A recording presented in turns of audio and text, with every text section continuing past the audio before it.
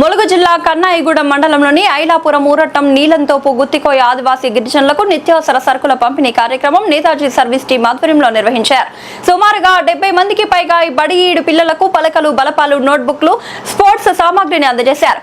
మోగసాని శంకర్ మాట్లాడుతూ ప్రభుత్వం ఎన్నో రకాలుగా పథకాలను అందిస్తుంది. మీ పిల్లలను చదువులకు దూరం చేయకుండా మీ పనులు మీరు చూసుకుంటూ చదువుకోవాలని ఆసక్తి ఉన్న ప్రతి ఒక్కరిని చదివించాలి. ప్రభుత్వం ఉదయం పూట ప్రభుత్వ పాఠశాలలో రుచికరమైన నాణ్యమైన ఇడ్లీ, పూరి, దోశ, పిల్లల్లో ఇమ్యూనిటీ కోసం పాలు, రాగి జావా, వారానికి 3 గుడ్లు, ఉచితంగా బట్టలు, పుస్తకాలు, నోట్బుక్లు లాంటివి అందిస్తుంది.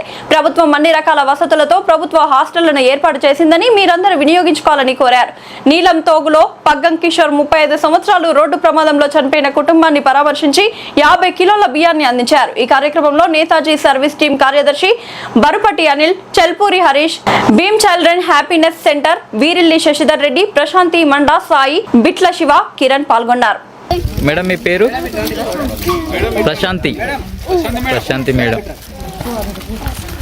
పిల్లలతో మా Netaji service team, Shashi bro.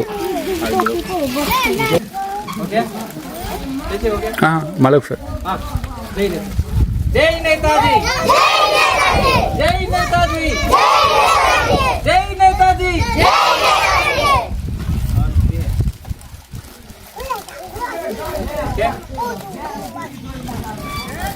వరంగల్కి దాదాపు 150 కిలోమీటర్ల దూరంగా ఉంటాం.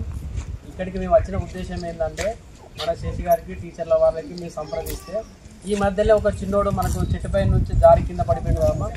ఆ కింద పడిపోయినప్పుడు ఆ చిన్నోడికి రక్తం లేక మన వరంగల్ ఎంజిఎం హాస్పిటల్ దాకా వచ్చింది కదా.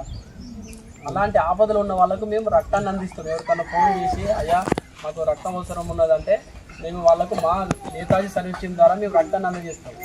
అయితే ఇక్కడ ఏంటంటే ఇప్పుడు చిన్నోడు అంత దూరం నుంచి చెట్టు దూరం నుంచి కింద పడవడం వల్ల దురదృష్టవశాత్తు ప్రమాదవశాత్తు చనిపోవడం జరిగింది, అంత దూరం వచ్చినా కూడా. అయితే ఇక్కడ ఏంటంటే మీరు మన పిల్లల్ని మీతో పాటు పనులకు తీసుకెళ్తున్నారు. దాంతోపాటుకి ఏంటంటే కొంచెం మీ పనుల వల్ల వాళ్ళను వదిలిపెట్టడం వల్ల, స్కూల్కి పోకపోవడం వల్ల అలాంటి ప్రమాదాలు జరుగుతున్నాయి. దయచేసి ఏం చేయాలంటే ఇప్పుడు ఇలాంటి ఒక సార్ ఉన్నారు, టీచర్ ఉన్నారు, వాళ్ళకి ఒక చిన్న బడి ఉంది. మీ పిల్లల్ని మీరు పనికి వెళ్ళండి. మీరు పనికి వెళ్ళతో పాటు ఈ స్కూళ్ళలో వదిలిపెట్టి వెళ్ళండి. వాళ్ళకు ఆలు, ఏబిసిడీలు ఇవన్నీ నేర్చుకోవడం వల్ల కొంచెం సమాజం గురించి తెలుస్తుంది. వాళ్ళు కొంచెం ఉన్నతమైన చదువులో చదువుకుంటారు. వాళ్ళ చదువు ఉపయోగపడేటి మేము హాస్టల్, ఇప్పుడు దగ్గరలో మనకు హాస్టల్ ఉంది. హాస్టల్ లాంటి వరంగల్లో కూడా పరిసర ప్రాంతాలు చాలా ఉన్నాయి. హాస్టల్లో మేము దేని చేపిస్తాం. ఇక్కడ కాకుండా మేము అంత దూరంలో కూడా మేము రమ్మంటే మేము వస్తాము. సార్ వాళ్ళ ద్వారా చెప్తే మేము వాళ్ళని హాస్టల్లో ఏం చేపిస్తాము. వాళ్ళకి కొంచెం మంచిగా చదువుకొని ఇద్దాం. మీరు పనులు చేసుకోండి. వాళ్ళని కూడా కొంచెం మీలాగానే కాకుండా